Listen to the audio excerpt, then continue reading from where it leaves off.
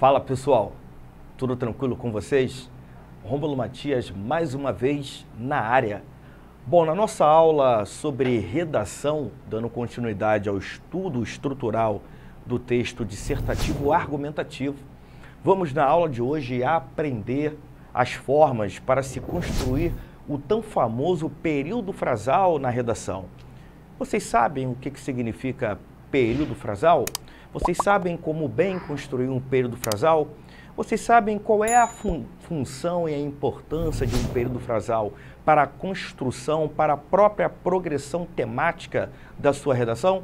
Então, na aula de hoje, vamos tentar extrair todas essas dúvidas e ensiná-los as melhores formas possíveis para você bem construir o seu período frasal dentro da sua redação. Vamos lá? Vem comigo?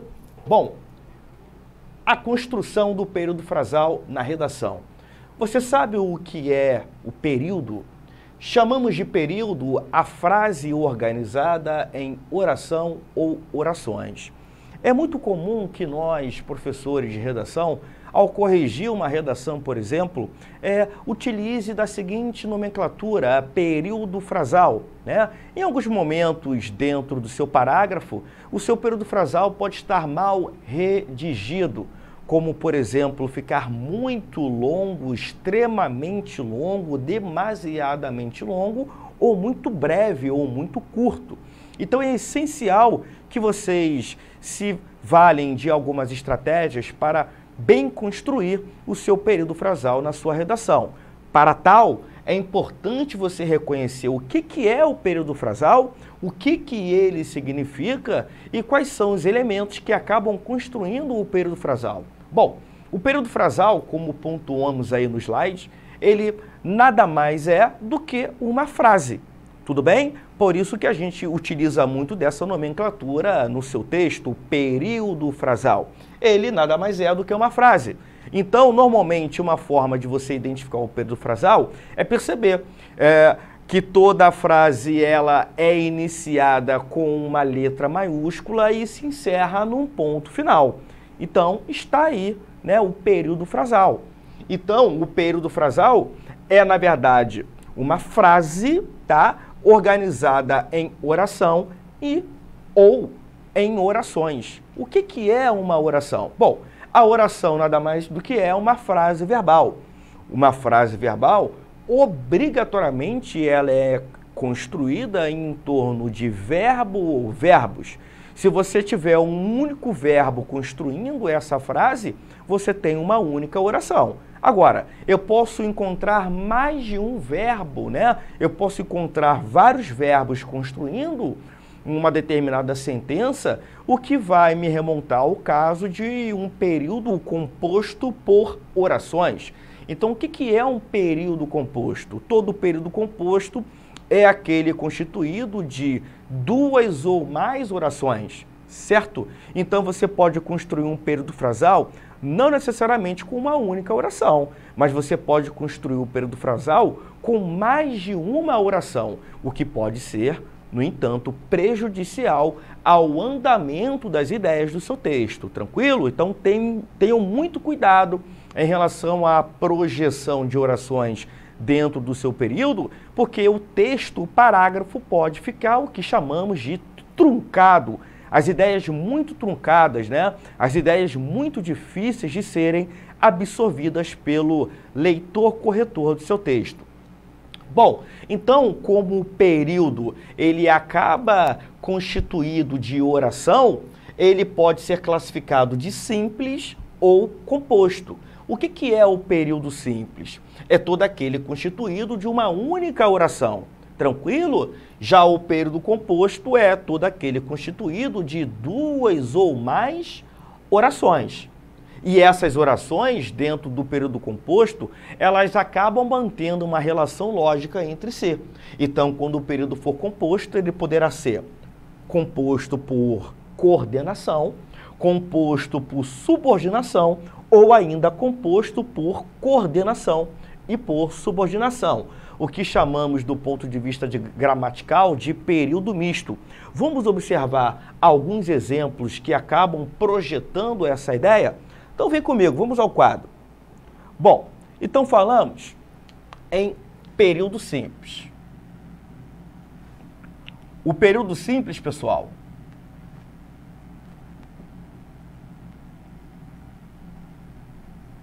é aquele que falamos que só tem uma única oração.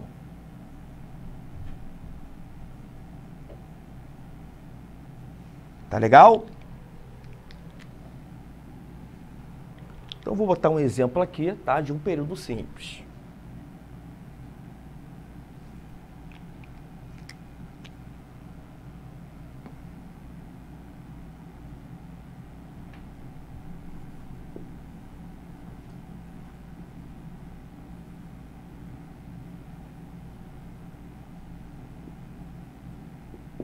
Fomos à praia.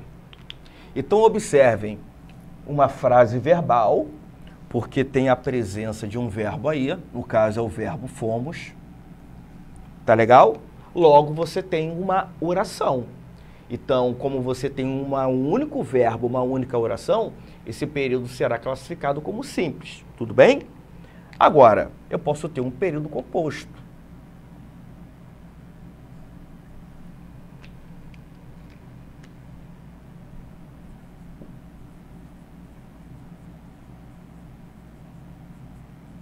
Que é aquele formado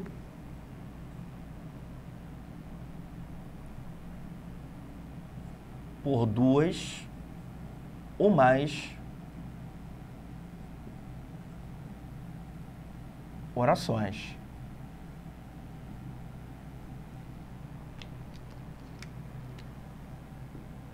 Exemplo. Fomos à praia.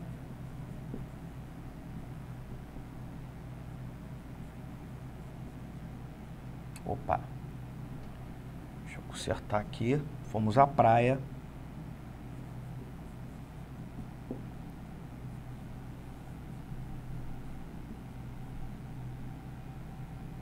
Porém, o mar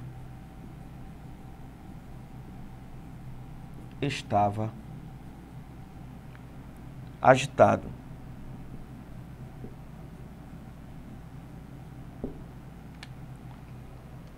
Bom, então perceba que agora no período composto haverá duas ou mais orações. Aqui temos um verbo, fomos à praia. E ali outro verbo, né? Estava agitado, que é uma locução verbal, que representa um único verbo. Tudo bem? Então, como você tem uma oração aqui e uma outra oração aqui, duas orações acabam classificando esse período como composto. E essas orações, elas mantêm uma relação de coordenação entre si. Observem aqui o elemento porém. Esse elemento porém acaba construindo entre essas ideias o valor, o sentido de adversidade, oposição. Tá legal? Então, temos aqui uma oração coordenada sindética adversativa.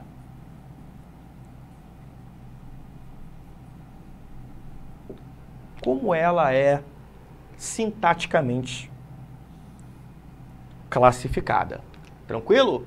Agora, eu posso também ter, dentro do período composto, uma outra relação existente entre orações, uma relação de subordinação, como aponta o seguinte exemplo.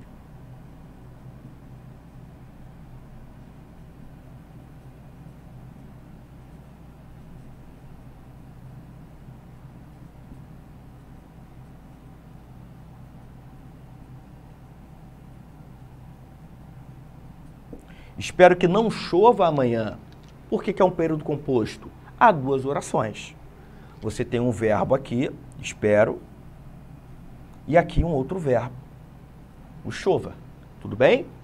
Uma oração, outra oração, duas orações, o período é composto.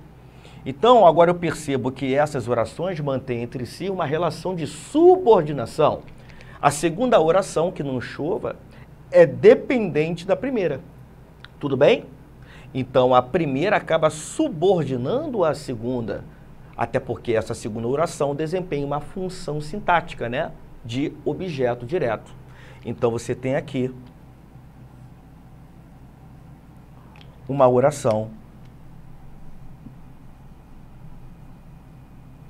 subordinada. Tá legal? Beleza? Então, dentro do período composto, eu acabo encontrando esses dois tipos de relação lógica entre as orações. No primeiro caso, você tem a relação de coordenação.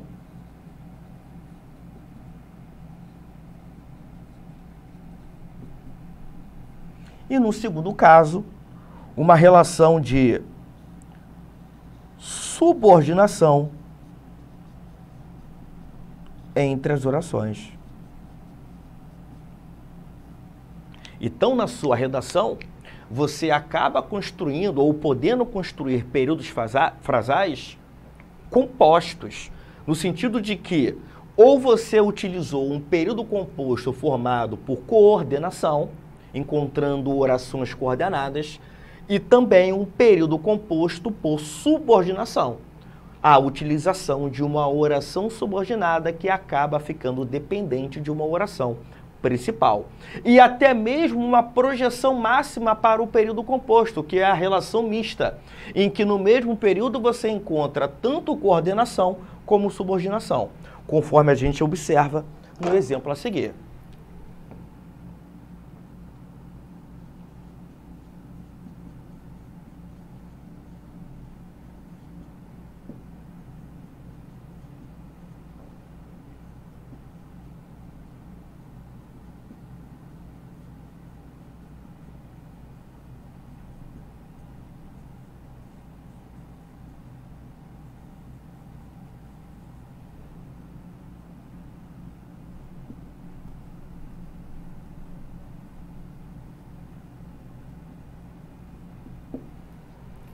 Tá legal?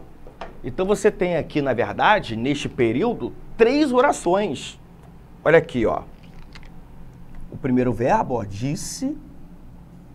O segundo verbo, faltara, que é o pretérito mais que perfeito. E o terceiro verbo, soube. Como você tem 3 verbos, 3 orações, um período super composto, não é verdade? E há uma relação interessante, né, observada dentro desse período composto. Há 2 relações lógicas existentes entre essas orações. A segunda com a primeira mantém uma relação lógica de subordinação entre as ideias. Essa oração é dependente da primeira, né? Tá legal? Então você tem aqui entre essas duas uma relação de subordinação.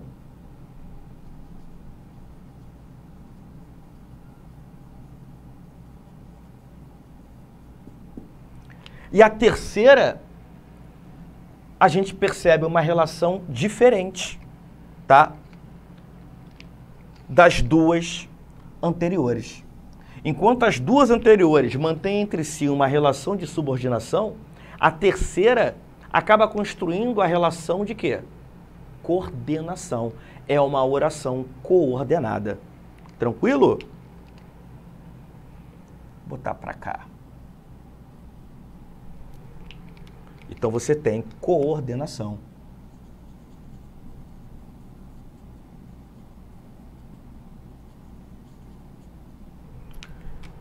Já que este período composto possui subordinação e coordenação, logo, ele será um período que chamamos de misto.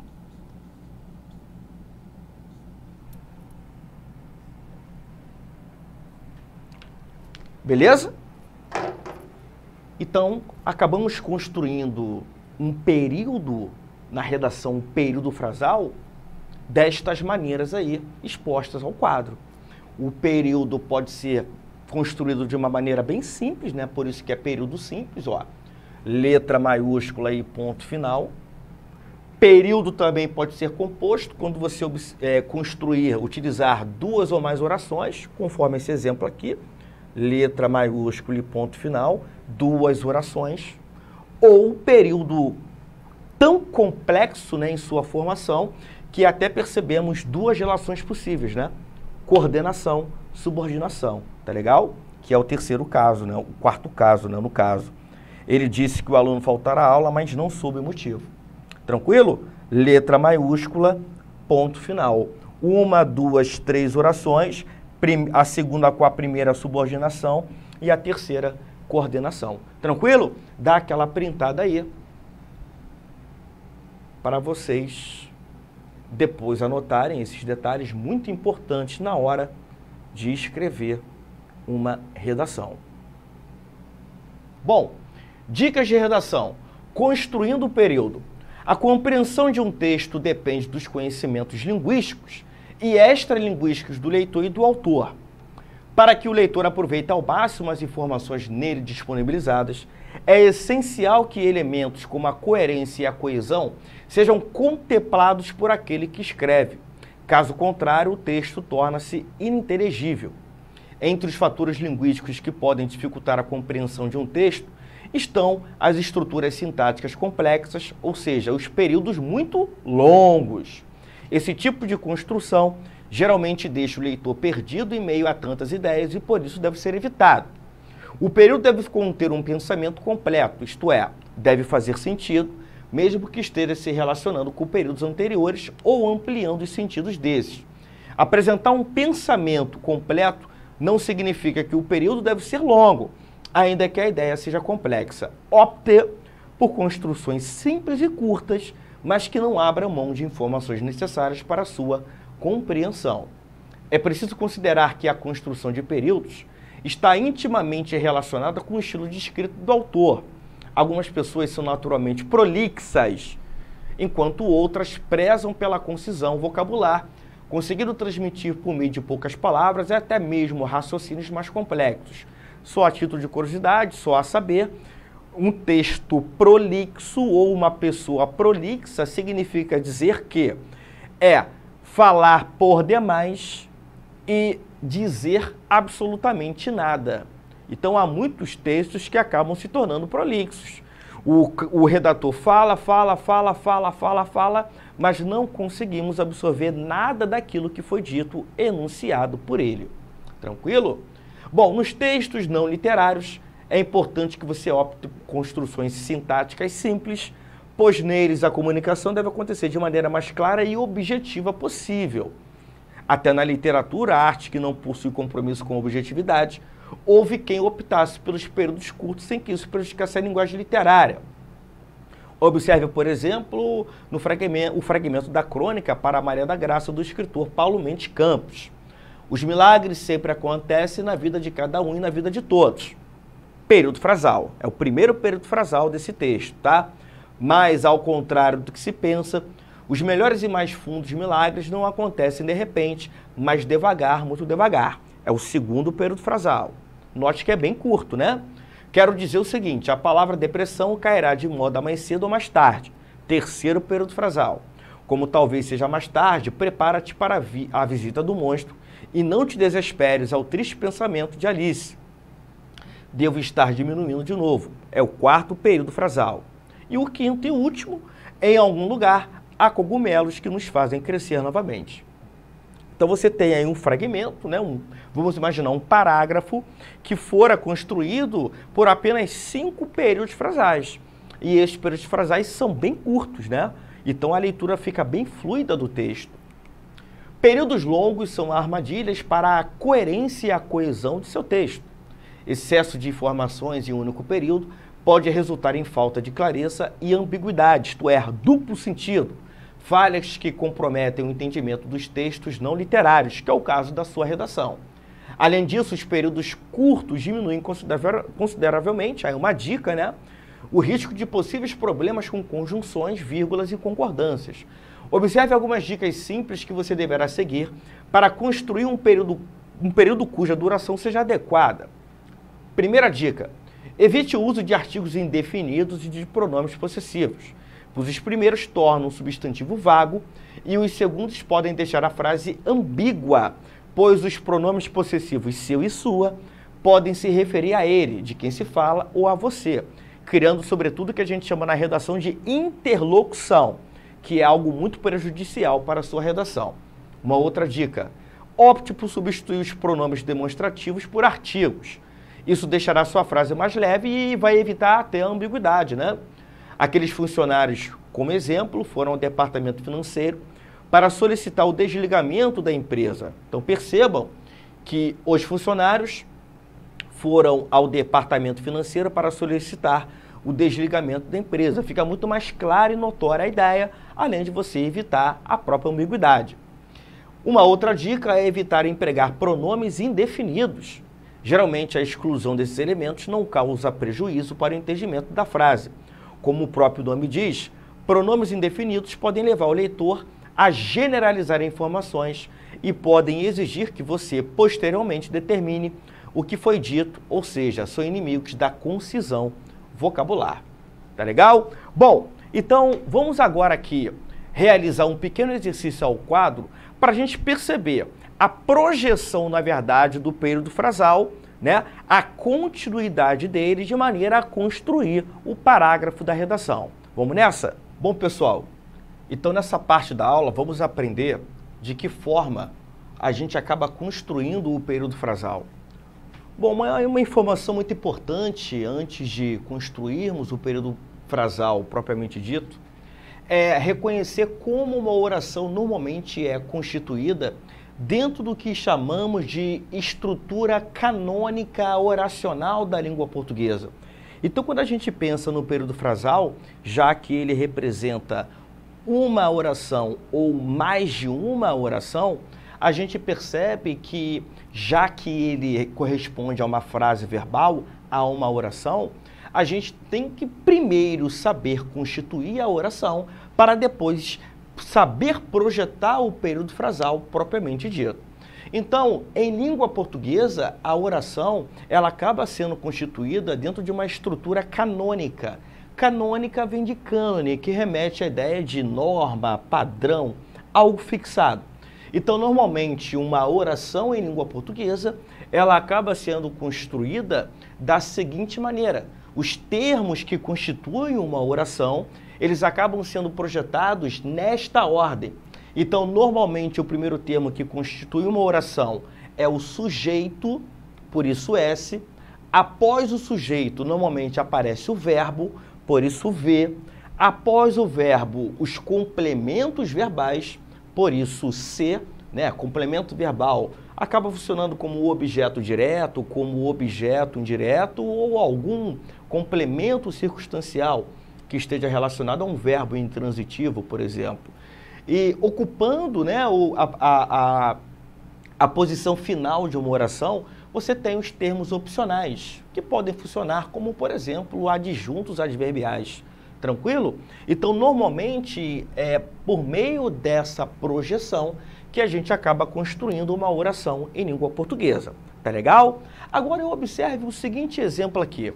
Eu coloquei para vocês 3 orações, 3 frases verbais, 3 períodos frasais, não é verdade? A gente viu que o período frasal, ele representa uma frase, né? Então, temos aqui 3 períodos frasais. Tranquilo? Agora, imagine o seguinte. Imagine que você está escrevendo um texto em uma redação e você decide utilizar essas 3 ideias para compor a sua redação, de forma a construir um parágrafo. Ora, se você vai construir um parágrafo, você não pode projetar os períodos frasais desta maneira, o que a gente chama em língua portuguesa de orações justapostas. O que é, na verdade, o parágrafo da redação? Vocês já pararam para pensar? O parágrafo, pessoal, nada mais é do que de que uma reunião de períodos frasais. Então, para eu utilizar essas 3 ideias, esses 3 períodos frasais, de um modo a construir um parágrafo que eu posso utilizar numa redação, eu tenho que reuni-los. Essa reunião de períodos frasais que vai acabar construindo o quê? O meu parágrafo da redação. Para eu reunir os períodos frasais de modo a construir um parágrafo dentro de uma redação, eu tenho que utilizar o quê? Mecanismos de coesão, como, por exemplo, palavras que sequenciam as ideias, pronomes anafóricos que acabam retomando a ideia, conectores, conjunções, elementos de ligação, operadores argumentativos, tranquilo? Agora eu tenho que perceber o seguinte, que existe sempre dentro de um texto a relação lógico-semântica entre os períodos frasais e entre as orações. No início da aula não falamos que o período ele pode ser composto por coordenação ou subordinação?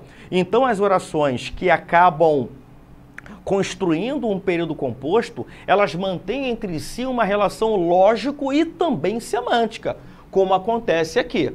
Tudo bem? Então eu tenho que reunir essas três orações, esses três períodos frasais, percebendo a relação lógico-semântica que essas ideias mantêm entre si. Tudo bem? Então a primeira ideia diz o seguinte, a primeira oração, o primeiro período frasal, decidimos ir à praia. O segundo período frasal, o mar estava agitado. E o terceiro período frasal, fomos embora. São três períodos frasais, são três frases verbais, são três orações. Eu não posso, como eu falei, querer utilizar as orações, os períodos frasais dispostos desta maneira, de forma a construir um parágrafo. Muito pelo contrário, eu tenho que obrigatoriamente, para construir um parágrafo, reunir esses três períodos frasais.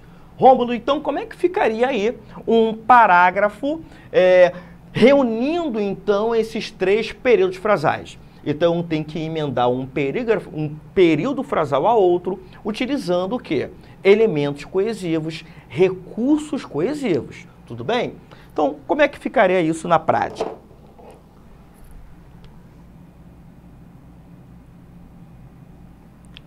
Decidimos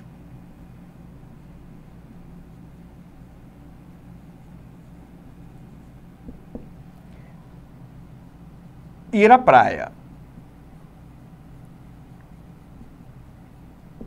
Tranquilo? Vamos relacionar a primeira ideia à segunda, o primeiro período frasal ao segundo. Decidimos ir à praia. Porém, o que houve? O mar estava agitado. Então, essa ideia é oposta à primeira. A ideia de ir à praia não combina com a ideia de o mar estar agitado. Então eu percebo uma relação semântica entre essas ideias de quê? De oposição. Então significa dizer que esse período aqui, ó, ele acaba projetando o quê? Orações coordenadas. Olha aí, ó. Então decidimos ir à praia. O primeiro elemento coesivo, ó, a vírgulazinha, vírgula. Porém, olha lá, ó, unindo um período frasal ao outro. Porém, o mar estava agitado. Tranquilo? Pronto. Então, eu tenho aqui um primeiro período frasal. Olha lá, ó. Vou botar PF1. Então, observem aí que eu iniciei com uma letra maiúscula, certo? E finalizei com um ponto final.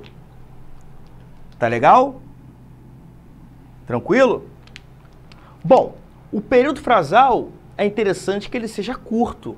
Eu poderia também reunir a esse período frasal a oração fomos embora. Mas é interessante, né, eu demarcar bem as ideias para o leitor corretor.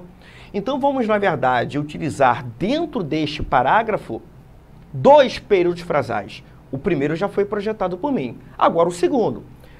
A terceira ideia, a terceira oração, ela mantém uma relação lógica com outras. Na verdade, é uma relação lógico-semântica com as outras duas orações. Enquanto que decidimos ir à praia, porém o mar estava agitado, algo aconteceu. Fomos embora. Então eu percebo que esta oração, em relação às duas anteriores, ela acaba construindo a relação de quê? Conclusão.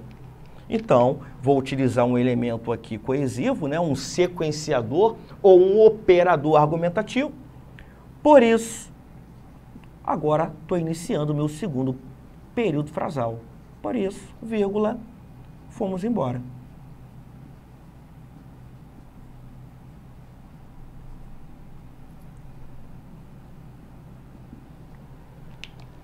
Olha aí que bacana. Então agora temos o segundo período frasal. Período frasal 2. Beleza? Quando você soma PF1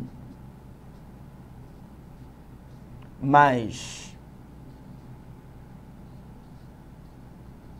o PF2,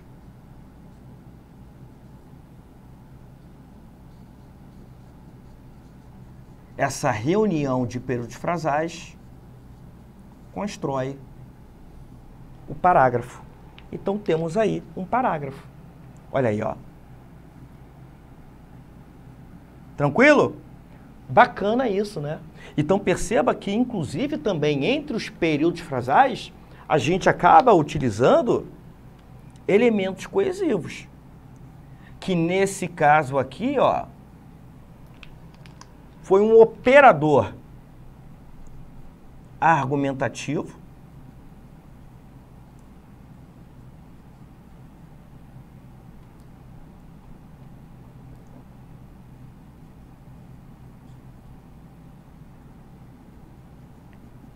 que é um sequenciador de ideia, né?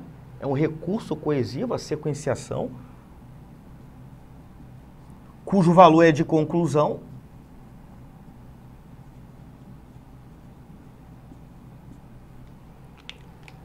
Certo?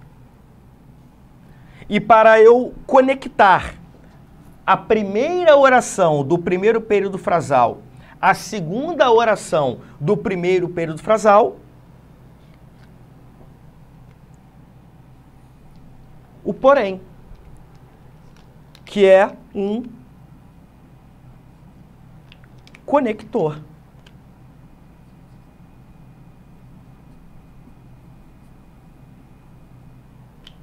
Cujo valor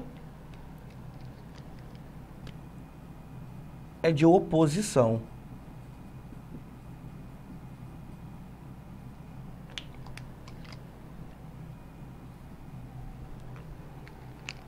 Olha aí, como é que se constrói um período frasal. Então, a reunião desses períodos frasais, do primeiro período ao segundo período frasal, dá-se a construção do parágrafo. O parágrafo nada mais do que é a reunião de períodos frasais, sobretudo períodos frasais curtos. Tudo bem?